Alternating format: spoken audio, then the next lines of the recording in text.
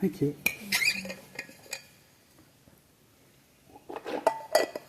I don't want to tell the story, but I need to. And it's funny that my voice went away. My voice didn't want to say either. I will try to tell me stories, and not, you know, and yet my story isn't only my story. And those from California, New York might find it odd, but this was my Middle American experience. That when I was growing up in the 60s and 70s, which for you is dinosaurs and knights and armor and castles, there was no word. There was no word for us. There was no word. And when you don't have a word, you can't jump into an image, can you? Even if you are part of that. And so, my mother, who was very good, always said it's impolite to talk about religion and politics. Sex was such a taboo, you couldn't even say the word sex is a taboo. So she left it off with religion and politics, that in public society we never talked about religion and politics. Sex. And so everything was nuanced. And unfortunately, if you were a little sensitive farm boy who liked to read and, you know, I got the undertones, I got the nuances, whereas maybe others might have missed it, I don't know. So I heard the messages, even though there weren't words per se, and I didn't feel necessarily they were speaking to me. But over that period, there were homos. That word I did hear. In TV, anyone who was not clearly Rock Hudson, and he was a closet case, was swishy and pathetic. Paul Lynde from Hollywood Squares, always this and the weak hand and a lift. Who wanted to be like that? I didn't want to be like that. And they were always alone.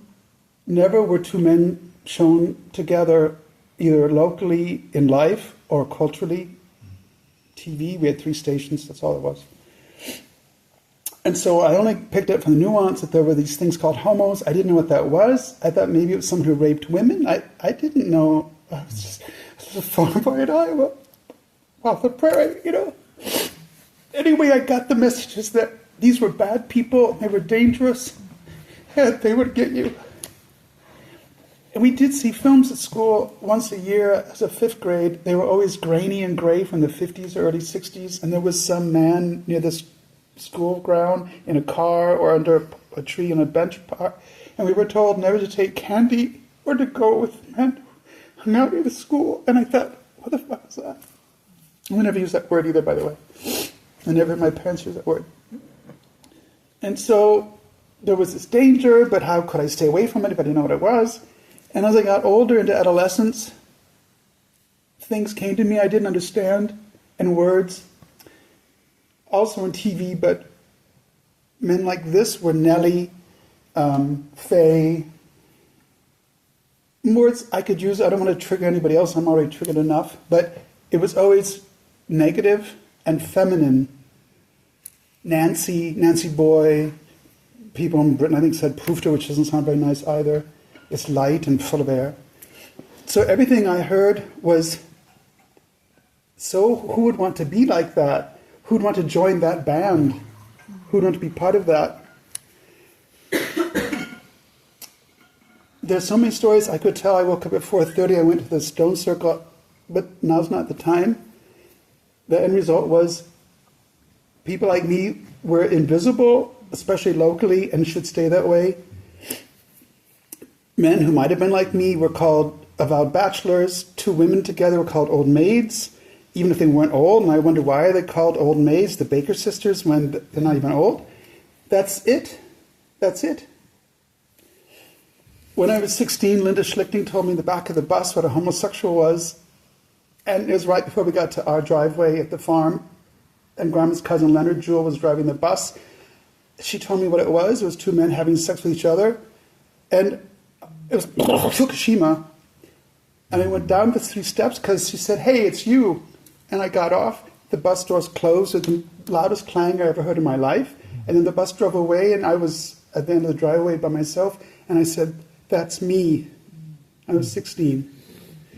I never again used that word for 3 years, except for once, plowing the back 40 once. I stopped, I got off the tractor, I got down to the earth, and I whispered and said, I'm homosexual. That was it. Went to boys' grammar school in Yorkshire. There were boys everywhere. I was in love with David Catterson. Nothing. I would not have dared. The message I got is people like me were lecherous and old lech. And I never realized old lech comes from lecherous, to pawn, and, you know? All the words were epithets. Nothing was supportive or...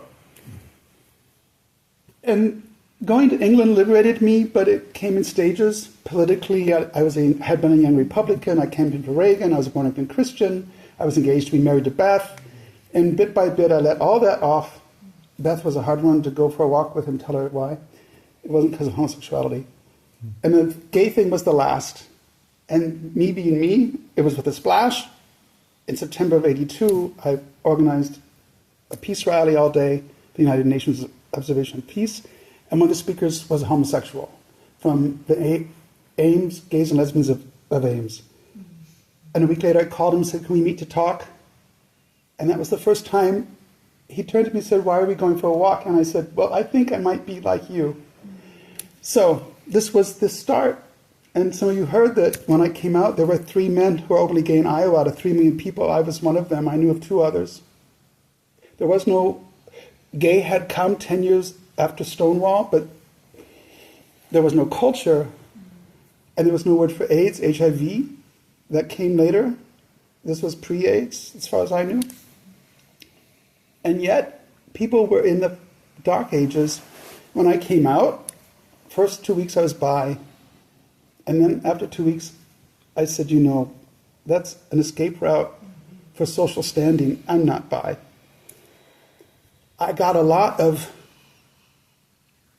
cold shoulders from former classmates, my neighbors. My roommate in the dorm moved out when I came out. He literally went to another person in another room in the same house. And even liberals asked who plays the girl. They wanted to know, and when I said neither one of us, I thought, this is a liberals educated. I'm at the university. I should be free, and people asking medieval questions. So I had to give an account, like black people. I won't say that word, but the phrase was, hey, you, give an account, boy. And at this point, those of us who came out, almost all of us assumed we'd lose our families permanently or for a while. And people wanted an account. Like they said to black people in the South, give an account, boy, which is basically, what have you done wrong? They wanted, who's the girl? Who plays the girl? Why are you this way? And often they said, you will now be damned to a lonely old age. My mother sobbed every time I tried to bring it up. And people they asked, because we weren't fully men, even if it doesn't seem real, and maybe my peers will back this up, in the Midwest, gay men weren't really men. We were femmes, fairies, pansies, violets. I had to say, I'm a man who wants to be close with another man, but I'm still a man. You know, I had to defend this. I had to take an account. It was exhausting and frustrating and isolating. And so I'm leapfrogging. If you want to read the chapters in the middle, come Thursday night.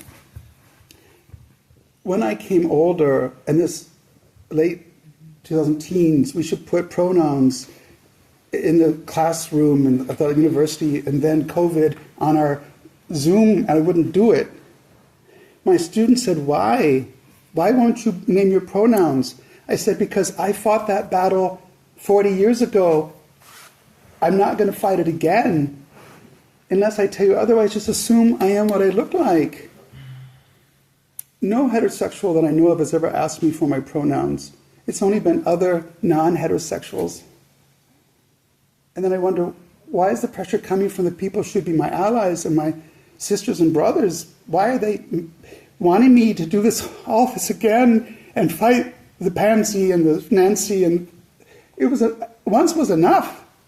Fucking ground my soul like a mill, you know? And so I refused. And my students were furious and said I was homophobic. I guess they knew better than me. They were 20. They knew better than... And I got called in front of the university, and I lost my job.